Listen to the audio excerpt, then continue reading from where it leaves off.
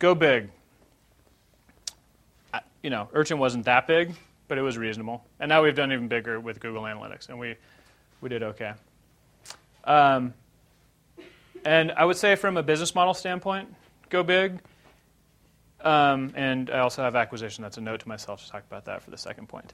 Business models, we could have done the other direction, where instead of trying to scale something to a lot of sites, we could have focused on individual sites and sold the product for like $100,000 per installation. And there are certainly companies that do that in our space, in the web analytics space, and they do very, very well. So that's definitely a way to go. But a company like that, it's unlikely would be acquired by Google.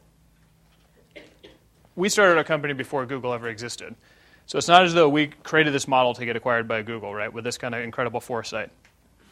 Turns out we just thought it was a good way to go. And we had this competitive advantage with the speed of the technology, right? So that's the reason we did this, but it actually once Google did come along, it worked extremely well to kind of bolt on to their other offerings.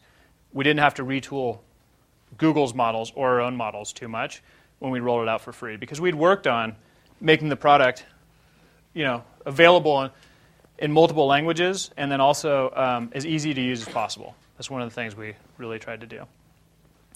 The other thing from an acquisition standpoint, when we were looking at our potential suitors or acquirers, it was Google.